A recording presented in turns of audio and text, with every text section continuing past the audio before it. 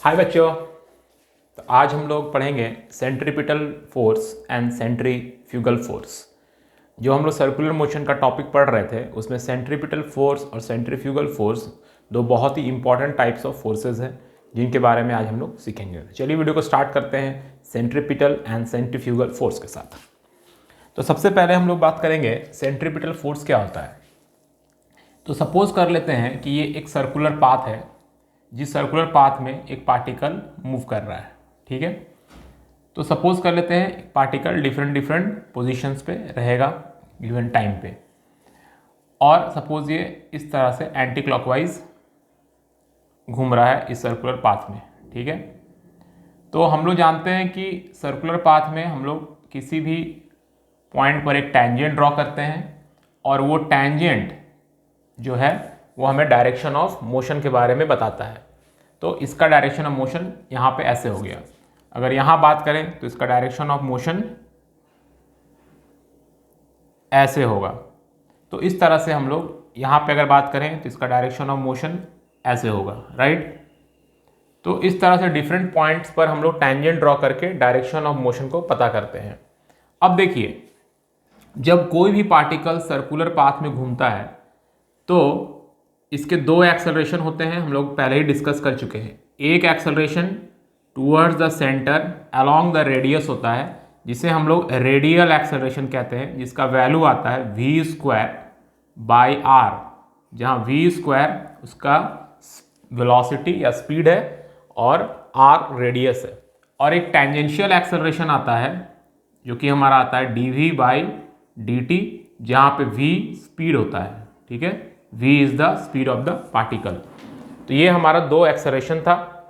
तो अब देखिए, अगर हम इस एक्सेलरेशन को कंसिडर करते हैं रेडियल एक्सेलरेशन को, तो हमारा जो रेडियल एक्सेलरेशन था बच्चों वो कितना आया? तो रेडियल एक्सेलरेशन था v²/r। तो v²/r हमारा रेडियल एक्सेलरेशन था, जिसे हम लोग लिख रहे थे a और r। Radial, r stand for radial, is equal to v²/r। अब देखिए, अगर हम दोनों तरफ मास से मल्टीप्लाई कर दें तो मास इंटू एक्सेलरेशन, और यहां भी आ जाएगा मास v²/r। क्लियर? अब हम लोग जानते हैं न्यूटन मैकेनिक्स के हिसाब से कि मास इंटू एक्सेलरेशन क्या होता है? मास इंटू एक्सेलरेशन होता है फोर्स। अब ये जो फोर्स होगा उसका डायरेक्शन किधर रहेगा? उसका डायरेक्शन, क्योंकि एक्सेलरेशन का डायरेक्शन किधर था? एक्सेलरेशन का डायरेक्शन था सेंटर की तरफ अलोंग द रेडियस। तो इस फोर्स का भी डायरेक्शन हो जाएगा toward the centre along the radius, and that is equal to mv²/r। तो ये हो गया आपका रेडियल फोर्स। जो फोर्स सेंटर की तरफ लगेगा अलोंग द रेडियस। तो ये जो रेडियल फोर्स है इसी हम लोग कहते हैं centripetal force. So centripetal force is equal to क्या हो गया? Centripetal force is equal to आपका आ गया mv²/r। This is the formula to calculate centripetal force. सेंट्री का मतलब होता है टुवर्ड्स द सेंटर, सेंट्री मतलब होता है सेंटर, सेंट्रीपिटल मतलब हो गया टुवर्ड्स द सेंटर।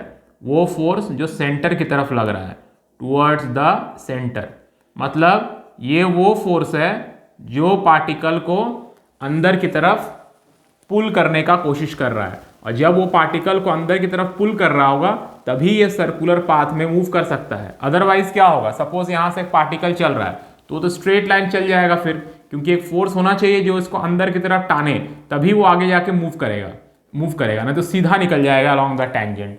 समझ में आया? तो इसका मतलब सेंट्रीपिटल फोर्स कब लगता है? सेंट्रीपिटल फोर्स तब लगता है जब कोई पार्टिकल सर्कुलर पाथ में मूव कर रहा है, ठीक है। तो तभी सेंट्रीपिटल फोर्स लगेगा, और वो centripetal force always towards the centre of the circle रहेगा, और वही फोर्स रिस्पॉन्सिबल होगा पार्टिकल को सर्कल में मूव कराने के लिए, घुमाने के लिए। तो ये था हमारा सेंट्रीपिटल फोर्स का एक बेसिक आइडिया। अब हम लोग देखेंगे ये सेंट्रीपिटल फोर्स जो है, क्या ये कोई नया तरह का फोर्स है, या इस फोर्स को हम लोग पहले से पहचानते हैं, बस उसका नाम थोड़ा सा चेंज हो गया, या ये क्या है। तो चलिए देखते हैं कि सेंट्रीपिटल फोर्स बेसिकली है क्या।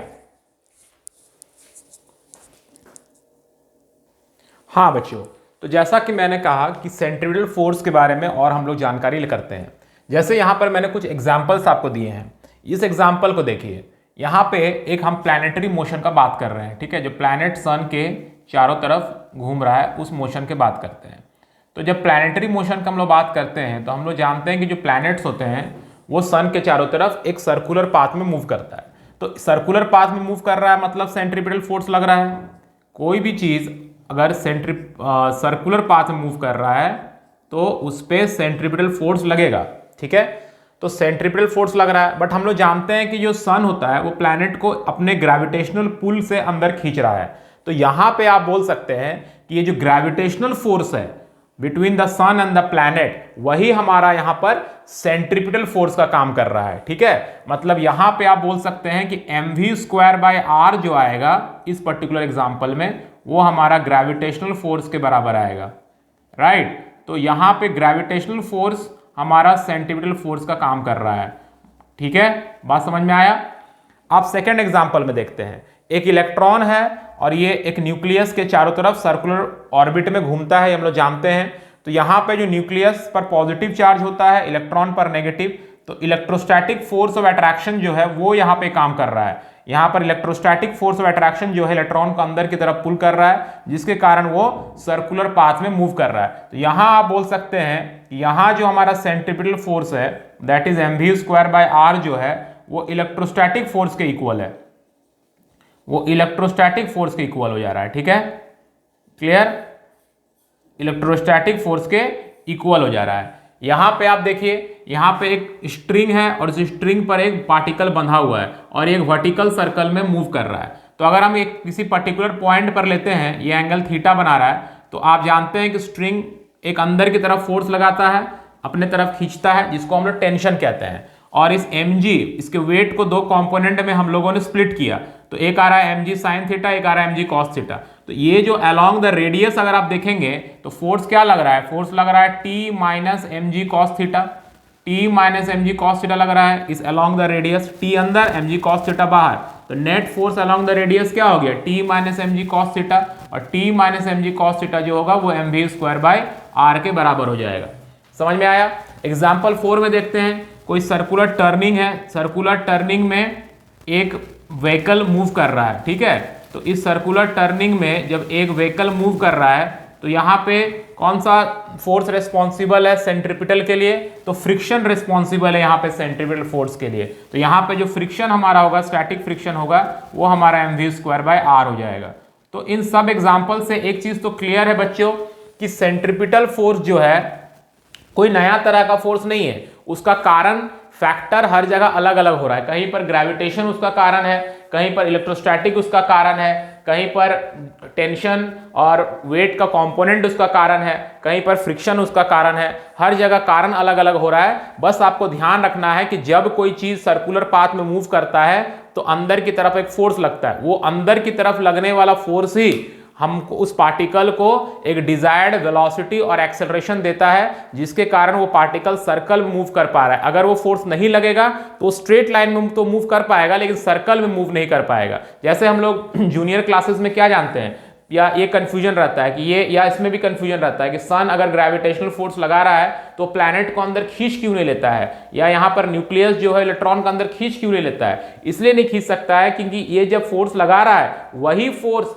इसमें एक सर्कुलर मोशन पैदा कर रहा है। अगर ये रुका हुआ रहेगा तब भले इसको पुल कर लिया जा सकता है, ठीक है। और अगर ये स्ट्रेट लाइन में चलेगा तब ये फोर्स का जरूरत नहीं है, लेकिन सर्कुलर पाथ में चलने के लिए आपको ये फोर्स चाहिए जब अंदर की ओर पुल करे, और तभी वो सर्कुलर पाथ में घूम पाएगा। जैसे आप एग्जाम्पल देख सकते हैं, आप कंपास लेते हैं, कंपास का जो स्क्रू रहता है उसको आप थोड़ा ढीला कर दें और आप सर्कल बनाने की कोशिश करें अपने कॉपी पे, देखिएगा आप सर्कल नहीं बना पाएंगे, आपका हाथ सीधा चला जाएगा। क्यों? क्योंकि वहां पर जब आप स्क्रू को ढीला कर दिए तो सेंट्रीपिटल फोर्स जितना लगना चाहिए उतना नहीं लग रहा है आपके हाथ को गोल घुमाने के लिए। तो सेंट्रीपिटल फोर्स अगर लग रहा है तभी कोई पार्टिकल सर्कुलर पाथ में मूव कर पाएगा, अदरवाइज नहीं कर पाएगा। ये क्लियर है आपको? समझ में आ गया? तो इस पर हम लोग नेक्स्ट क्लास में सेंट्रीपिटल फोर्स पर न्यूमेरिकल बनाएंगे। अब हम लोग आगे बढ़ते हैं आज हमारे नेक्स्ट टॉपिक की तरफ, जो कि है सेंट्रीफ्यूगल फोर्स। तो अब हम लोग देखेंगे कि ये सेंट्रीफ्यूगल फोर्स क्या होता है। चलो बच्चों, तो सेंट्रीफ्यूगल फोर्स के बारे में हम लोग बात करते हैं। इसको एक एग्जांपल से समझने की कोशिश करते हैं। आपके पास एक इस तरह का एक प्लेटफॉर्म है, ठीक है, एक सर्कुलर प्लेटफॉर्म है। कोई जरूरी नहीं है कि सर्कुलर प्लेटफॉर्म ही रहे, बट चलिए सर्कुलर प्लेटफॉर्म से हम लोग समझने की कोशिश करते हैं। और ये सर्कुलर प्लेटफॉर्म पर एक बॉक्स रखा हुआ है और मिस्टर एक्स नाम का एक आदमी भी इसमें बैठा हुआ है या खड़ा है, जो भी है। और ये सर्कुलर प्लेटफॉर्म घूम रहा है। जैसे आप सोचिए कि एक बड़ा सा प्लेटफॉर्म है और उस पर आप बैठे हुए हैं और उस पर एक बॉक्स रखा हुआ है, ठीक है।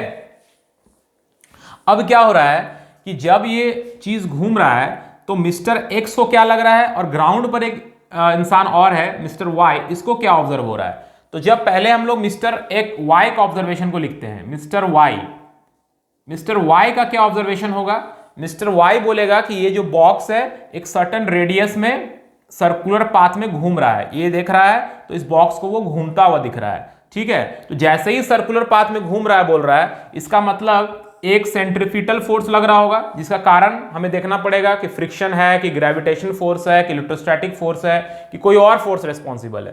तो यहां पर ये बॉक्स जो घूम रहा है और ये सरफेस के साथ कांटेक्ट में है, तो यहां पर friction is responsible for centripetal force, ठीक है। तो इस पे क्या क्या फोर्स लग रहा है पहले ये देख लेते हैं। ये बॉक्स हो गया हमारा, इसका अपना एक वेट होगा, दैट इज mg।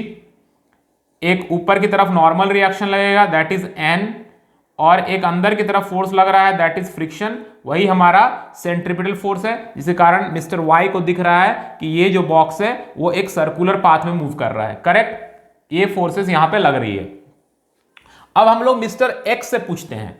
जब हम लोग मिस्टर एक्स से पूछ रहे हैं कि भाई साहब आपका ऑब्जर्वेशन क्या है, तो मिस्टर एक्स कह रहा है कि ये जो बॉक्स है वो बॉक्स रुका हुआ है, बॉक्स मेरे रिस्पेक्ट में रुका हुआ है। तो अगर बॉक्स रुका हुआ है तो फोर्स तो बैलेंस होना चाहिए, लेकिन यहां तो फोर्स बैलेंस नहीं है। वर्टिकल फोर्स तो बैलेंस दिख रहा है कि N और mg बैलेंस हो जाएगा, राइट।